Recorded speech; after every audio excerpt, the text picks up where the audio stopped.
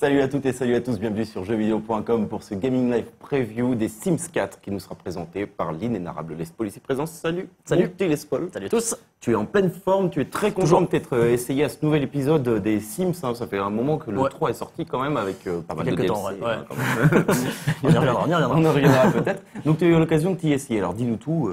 Ouais, j'y ai joué pas mal, parce que j'ai joué une version complète. Ouais. Déjà, alors quand je dis version complète, c'est pas version finale, hein, dans la mesure où il reste encore un mois de développement, donc ils vont essayer de finir un petit peu tout, essayer de corriger quelques bugs. Mais voilà, ils n'ont pas enlevé de fonctionnalité, j'avais accès vraiment à la version complète du jeu, et j'ai pu y jouer sur une totalité d'à peu près 6 heures, donc j'ai quand même joué pas mal. Ouais.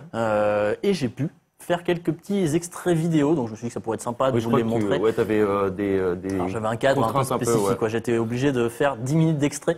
Sachant que je faisais 10 minutes d'extrait sans pouvoir commenter directement dessus, donc c'est pas toujours facile de calibrer la chose, on va dire. D'autant que j'avais pas accès à ma sauvegarde aussi, parce que j'avais joué toute la journée, j'ai pas pu reprendre mon sim qui était bien boosté et qui était très très fort dans son domaine. J'y reviendrai encore une fois tout à l'heure. Je suis reparti un petit peu des débuts et ça va vous permettre de vous montrer comment ça se passe en début de partie. Alors je vais pas montrer quand même l'éditeur de Sims, je le précise, parce qu'on a déjà fait un premier Gaming Live Preview dessus. Donc je suis parti directement sur la construction de ma maison. Super élément. Grosse nouveauté, grosse nouveauté. Alors, dis-moi tout. On voit comment ça se passe. Alors, on a les formes prédéfinies en bas qu'on peut placer et bouger, tu vois, comme je le fais ici. Alors, là, je suis un petit peu sorti des limites du terrain, mais on peut simplement bouger en tirant les flèches, étirer les formes pour essayer de façonner un petit peu notre maison comme ça. Il faut avouer que c'est plutôt pratique quand même. Ça a l'air plutôt bien pensé. Même pour le toit, tu vois que ça fonctionne pareil avec ce système de flèches. C'est vrai que les toits, c'était quand même pas le fort outil de construction des Sims. On est bien d'accord. Là, on peut vraiment faire ça très simplement.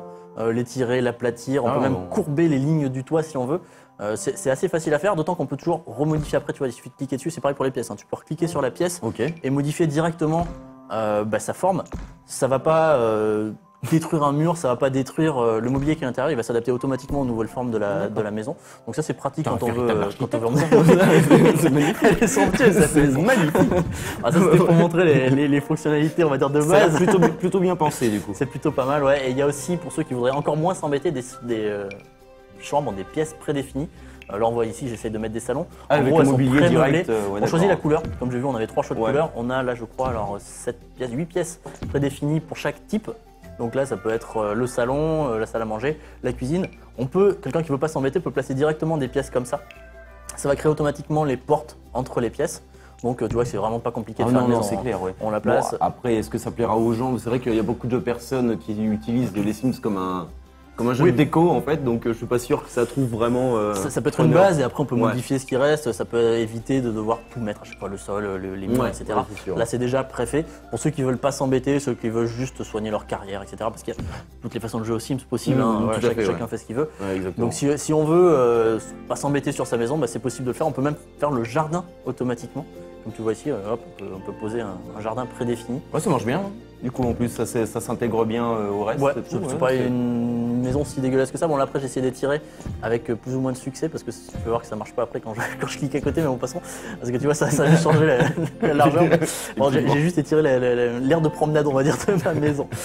Mais bon, voilà, ça reste pas mal cet outil. Je trouve ça sympathique. Ouais, ça marche bien, ouais. Ça bien aussi. Ouais. Voilà, chacun fait comme il veut, d'autant qu'on a la possibilité aussi d'aller directement in-game dans une galerie, ce qu'ils appellent la galerie, qui permet de récupérer des maisons préfabriquées par la communauté. Donc tout simplement, on n'a pas besoin de sortir de jeu pour aller télécharger des maisons et après les intégrer au jeu. On peut aller chercher directement des maisons dans leur galerie et des Sims aussi. On peut voir un Sims qui a l'air cool ou soit une personnalité, etc. On peut trouver, je sais pas, la fille de ses rêves, Scarlett Johansson, en Sim et l'intégrer directement dans son foyer. Donc ça peut être pas mal. Voilà. Donc on va passer sur le deuxième extrait de gameplay, qui là est vraiment dans la partie.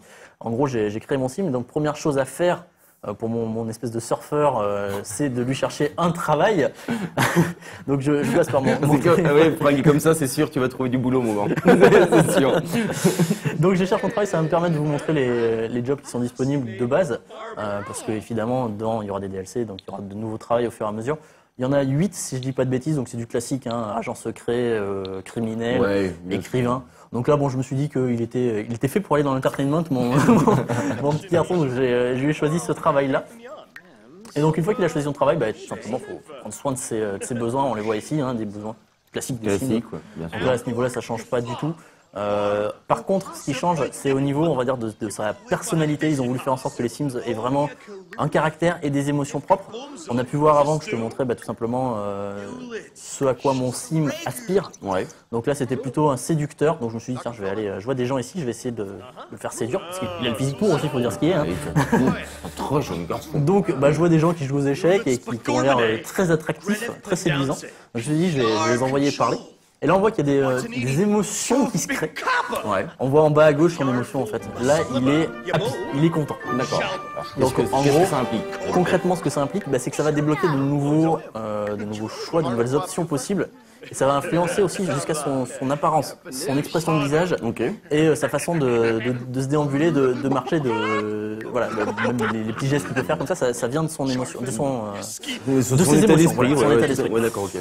Et donc ça débloque aussi des nouvelles options de dialogue. Donc là, je vais essayer de parler à quelqu'un. Bon, faut que je lui fasse mon introduction d'abord, enfin ma présentation. Et une fois que je serai présenté, je vais pouvoir me présenter, vous parler à lui. Et tu vois que là, j'ai des options avec des petites options vertes. Oui, tout à fait. Qui sont débloquées tout simplement parce que là, il est content. Et j'aurais pas eu ces options. Alors, les émotions, elles sont diverses et variées. Hein. Ça peut être la colère, ça peut être la colère, évidemment, la tristesse. Ça peut être aussi un côté séducteur. Sur un certain moment, on va se dire tiens, allez, je saute sur tout ce qui bouge parce que je me sens bien. Par contre, ça peut se retourner très vite contre soi. Moi, par exemple, sur ma partie principale, où j'incarnais un sim séducteur, j'ai fait des parties comme ça où j'arrivais très facilement à séduire des jeunes filles, j'étais content de moi. Et à un certain moment, je me suis pris un râteau. Et là, il était très embarrassé, il était gêné, et tout ce que j'entreprenais après, il foirait. Parce qu'il était vraiment pas dans l'état d'esprit. C'est conditionné, le mec, il a plus confiance en lui, quoi. C'est ça, il avait plus du tout confiance en lui, donc il foirait un petit peu tout. Bon, au final, il a même réussi à mourir de ses émotions. Ah bon? Parce que, en fait, j'ai essayé de demander en mariage une de mes conquêtes. Il se trouve qu'elle a refusé. Bon, j'ai demandé. ça fait beaucoup arriver, visiblement. J'ai demandé en mariage une de mes conquêtes. En plus, je l'ai fait devant ma première conquête, histoire de la pourrir un peu. Je voulais voir les émotions des autres. C'est vraiment un mec super sympa. Elle s'est mise à pleurer devant et tout. D'autant qu'elle était enceinte de moi. Enfin bon, c'est ça, passons. Et donc, j'ai demandé en mariage la seconde conquête qui m'a refusé. Qui m'a rejeté, et il se trouve que mon sim était tellement embarrassé, il était mortified, et il en est mort. Il en est mort, vois-tu, de ses émotions. Donc ça apporte de nouvelles petites choses. Voilà, le plaisir des Sims. C'est le plaisir des Sims. Après, bon, on va peut-être partir sur le troisième extrait de gameplay. C'est pas non plus une grosse nouveauté. Bon, voilà. Je repars sur évidemment le classique. Là, je le fais manger parce qu'en rentrant de son déplacement, il était pas très bien, donc je le fais manger ce qu'il y a dans le frigo. On peut choisir la portion, etc. L'interface était un petit peu revue, mais ça reste grosso modo la même chose. Je précise simplement que pour revenir chez moi, puisque j'étais dans le parc juste avant, je suis revenu chez moi, il y a un temps de chargement. Il n'y en avait pas dans les Sims 3. Dans les Sims 3, c'était la grosse feature. En gros, on pouvait aller un petit peu partout sur le terrain librement. On se déplaçait comme ça, en voiture, en vélo, on pouvait s'arrêter un peu partout. Là, si on veut partir, il suffit de dézoomer, cliquer sur la loupe qui dézoome. On a accès aux 2 terrains actuellement disponibles. C'est des terrains, en gros, c'est du classique. On a côte ouest des États-Unis, côte est des États-Unis. Et on peut se déplacer librement, mais il y a un temps de chargement à chaque fois. Donc là, après, j'ai essayé de vous montrer un petit peu ce qu'il y avait en termes d'interaction sociale. J'ai organisé une fête. Donc pour l'organisation, c'est très simple. J'organise les personnes que j'organise. Je choisis qui organise, donc c'est moi. Je choisis qui j'invite, donc les 2 personnes que j'ai rencontrées plus tôt, parce que pour l'instant, je connais pas grand monde. Je choisis qui va devoir faire les VR, qui va être là pour faire l'animation un petit peu, en fonction de mes connaissances, ceux qui sont plus ou moins disposés à le faire. Une fois que j'ai fait ça, je choisis où ça se passe. Donc là, en l'occurrence, je choisis chez moi pour pas avoir à me déplacer. Parce que ça aurait fait un temps de chargement et j'avais pas le droit de prendre des screens ni des vidéos des temps de chargement. Donc je n'en ai pas pris. Voilà, j'ai fait ça chez moi. Mais on sait qu'ils existent. On sait qu'ils existent. Voilà. Après, ils peuvent toujours les enlever jusqu'à la sortie, mais j'y crois moyennement. J'y crois moyen aussi, du coup. J'y crois moyennement. Donc là, j'ai invité les gens chez moi. Donc j'essaye de montrer un petit peu les interactions sociales et les petites nouveautés qu'on peut avoir. Parce qu'on nous annonce des nouveautés en termes de discussion de groupe. On peut avoir des discussions avec plus de monde. Alors ça existait déjà un petit peu avant. Et du multitâche. On peut manger en parlant, on peut manger en regardant la télé et en parlant. On peut faire ils étaient monotâches à la base. Honnêtement, dans les Sims 3, ils pouvaient avoir des discussions en même temps qu'ils regardaient la télé. Si je dis pas de bêtises. Je me souviens là, c'est un petit peu plus poussé, c'est surtout plus riche. On peut avoir plus de monde dans les discussions. Là, on peut aller jusqu'à 5 ou 6. Et il y a des petites choses sympas, genre quand une personne est plus loin, elle va crier pour parler aux autres. Ils ont fait en sorte que, en termes de, on va dire, immersion, réalisme, ce soit plus poussé. Après, honnêtement, ça change pas complètement la donne par rapport à ce qu'on avait avant. On le voit ici. le but du jeu est toujours le même.